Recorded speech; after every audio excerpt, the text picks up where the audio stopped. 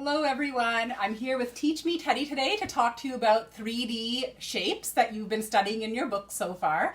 I know you probably remember a lot of the names and a lot about these shapes from grade 1, but I'm going to give you a little more information to work with as you continue on in your pages. I'm going to start by talking to you a little bit about the cube, which is one that we've studied quite a lot. We know that it's a special case because we can see that it's made completely out of squares. And these flat squares on this 3D model are called faces. All these 3D models have flat faces on them, aside from the sphere, which are made out of just your regular two-dimensional shapes. So this cube is made out of 6 different squares put together. And we know that these points here are called the vertices. And then these straight lines that connect all your vertices are called the edges. And so studying our shapes, sometimes we like to find out how many faces or edges or vertices they have. Now that we're a little bit older, we don't need to necessarily have the shape in our hand and count all the faces. We can actually just think about how it's made. So if you know that we have a cube and a cube has a top and a bottom, 2 sides and a front and a back, we know that that would be 6 squares, 6 square faces to make that cube. And then for vertices, we know that there's 4 vertices on the top and 4 on the bottom. That would make 8 vertices altogether on this. We know that our vertices are connected with these edges. So 4 edges on the top, 4 edges on the bottom, and then 4 edges to connect those 4 corners, which would make 12 edges in all on this. Now, I can also tell you that this cube is actually a type of prism. And what I really wanted to do today was really talk about the difference between pyramids and prisms. So here I have separated them. I have the pyramids right here. I can tell they're pyramids. A lot of people really recognize this one right away because it looks like a pyramid you might see in Egypt. It's got a square face on the bottom, and all pyramids have these triangular faces that connect them to a point at the top. Now that point at the top, we call that the apex. All right, and we can tell what kind of pyramid we have by looking at that base. So all pyramids have one base on the bottom, and it tells us what type of pyramid it is. So this one would be called a square-based pyramid. It's got a square as the base, and it's got triangles that connect it to the apex. This one here is a triangular-based pyramid. It's got a triangular base with triangles that connect it to an apex at the top. Now, prisms are slightly different. They do not have this apex at the top.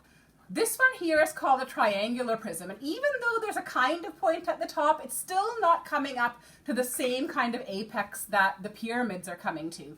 This is actually a type of prism. And prisms have 2 bases that have the same face. So I've got here 2 different prisms. This one here is a triangular prism, and this one here is a hexagonal prism. I can tell the name because it's got 2 faces on the bases that are the same shape. And that's how that's the first sign that you've got a prism. 2 matching bases, and then unlike the pyramid that's connected by triangles, prisms are connected by rectangles. So you've got 2 bases that match, and then rectangles that connect the 2 bases. So the cube is a type of prism. It's got squares all around it, which is why we call it a cube, why it gets a special name. But it follows the same stipulations as the other ones do, where it's got 2 matching bases. And if we think back to what we've learned about shapes, we know a square is a type of rectangle. So it's also got these rectangles connecting the 2 bases. This one here is called a square-based prism. It's got squares on the bottom and rectangles that connect it. Now, some people might consider this one a rectangular prism as well, because a square, again, is a type of rectangle. Now, this one here is, you'll see different kinds of prisms and 3D models in everyday items.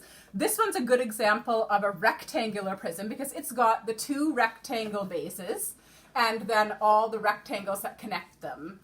And so that is how we're going to recognize prisms and pyramids. Pyramids come to an apex at the top.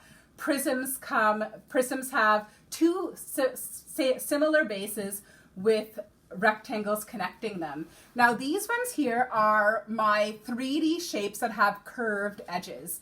Now on one of your pages you're going to be studying 3D shapes that roll and that can slide. So we know in order for a 3D solid to be able to roll, it has to have a curved edge. That will allow it to roll. This is our sphere here. This has only curved edges and no flat bases at all. And then our cone can roll on its round edge, on its curved edge, and it can also slide on that flat face. And same with the cylinder. It can slide on its flat face and roll on its curved edge.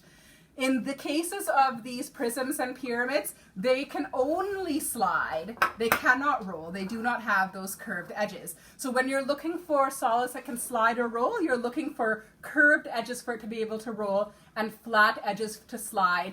And we know that our cone and our cylinder are special because they can actually do both.